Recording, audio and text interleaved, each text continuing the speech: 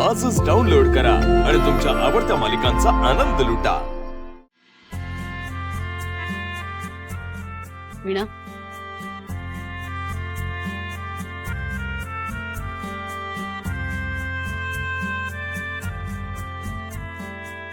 वहिनी, हे काय नुसतीच खिचडी दिली तुम्ही? तूप द्या ना। भाऊजी, आज फक्त खिचडी करण्याचीच सूचना होती, तूप देण्याची नाही। त्यामुळे आज कोरडीच खिचडी खावी लागेल। पण अशी ही कोरडी? हो, अरे हरीश, नवीन नियम आलेत आता, होतास ना सभेत। आता काय, आपलेच दात आणि आपलेच ओठ असं म्हणायचं आणि गप्प बसायचं।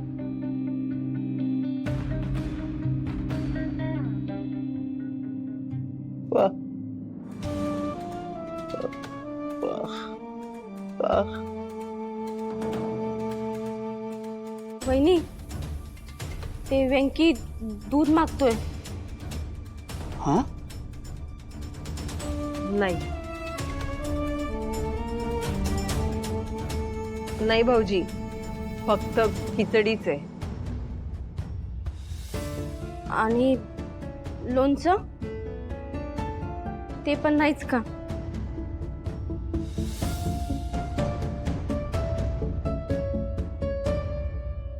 अगं निदान एक एक पापड तरी दे सगळ्यांना। कशाला हवे तुम्हाला पापड लोणची? हा, ताटात अन्न आहे ते नशीब समजा। अरे दादा, ही अशी कोरडी खिचडी खायला नको होती रे। बरोबर आहे हरीश, तुम्हा सगळ्यांना माहिती आहे की कढी पापड लोणच्याशिवाय ही कोरडी खिचडी माझ्याही घशाखाली उतरत नाही। हा, घरात जास्तीत जास्त पैसे कमवूनही ही अशी कोरडी खिचडी खायची वेळ आली आहे माझ्यावर। कोणामुळे? तुमच्यामुळेच ना। चला खा, उगाच वर तोंड करून मला अपराधी ठरवू नका, कळलं ना? आता यापुढे तुपाची धार हवी असेल ना तर दमडी मोजावी लागेल। काय दमडी? काय म्हणजे? म्हणजे किलोवरची पणजी। संतोष, तिच्या भाषेची मजा मस्करी करू नकोस। मजा तर तुम्ही माझ्या खिशाची उडवताय। आणि हे बघा, नीट कान उघडे ठेवून ऐका, यापुढे तुम्हाला लोणचं हवं असेल तर 10 रुपये, हा, पापड हवा असेल तर 7 रुपये, कढी हवी असेल तर 20 रुपये, दही हवं असेल तरी पण 20 रुपये, एक वाटी। आणि तुपाची धार लागते ना तुम्हा सगळ्यांना, त्या तुपाच्या धारेचे 50 रुपये।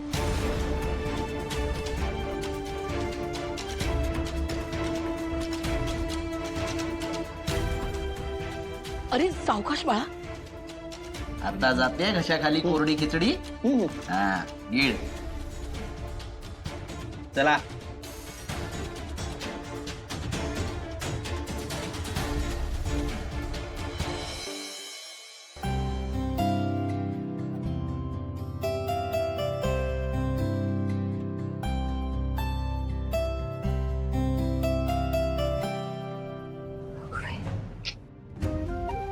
आई, बघा ना, नेहमी एवढेच डाळ तांदूळ घेतले होते, पण खिचडी कोरडी होती ना, त्यामुळे कुणाच्याच घशाखाली उतरली नाही।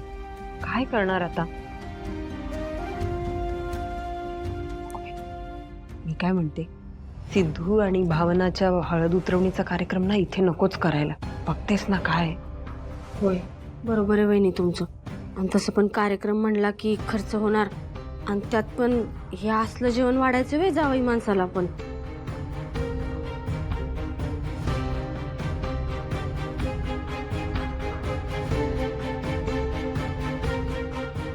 बोल ग आई।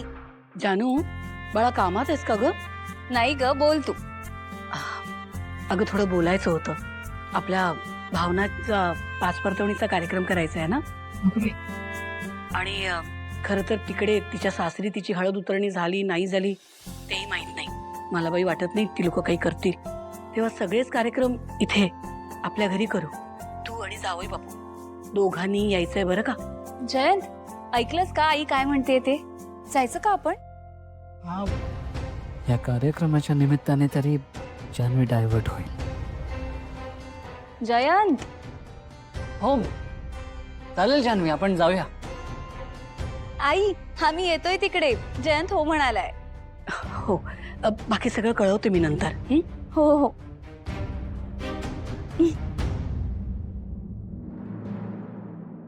थँक्यू आई. मीना, हा?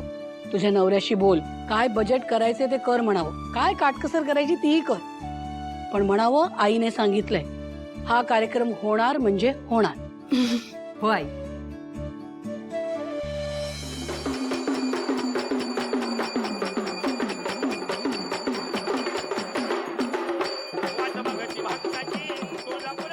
देवी आई, आज मी आणि भावना मॅडम एकत्र लग्नाचा जागरण गोंधळ घालतोय. आता मी त्या दिवसाची वाट बघतोय जेव्हा भावना मॅडमचा आणि माझा सुखाचा संसार सुरू होईल आणि आमच्या घरातले सगळे भावना मॅडमला सून म्हणून ऍक्सेप्ट करतील.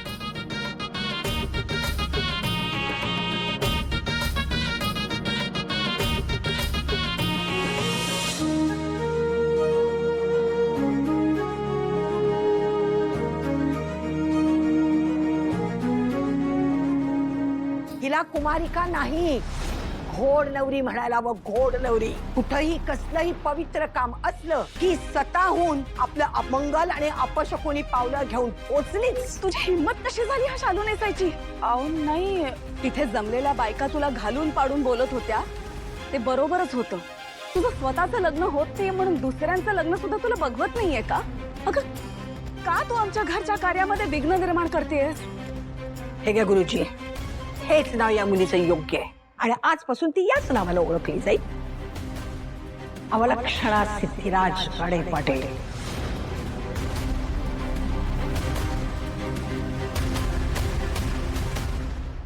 देवी आई, आजवर गाडे पाटलांच्या घरात प्रत्येक वेळी माझा खूप अपमान झाला, पण आज कुठलं विघ्न नको. हा जागरण गोंधळ अगदी सुरळीतपणे पार पडू दे. आता आपण ड्युटी नाचू. सगळे या. चला.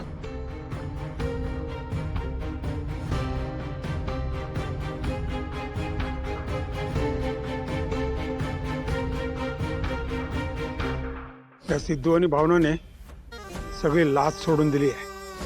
ही थोराड पोरगी आता ड्युटी नाचवणार, आपली काय इज्जत शिल्लक राहणार.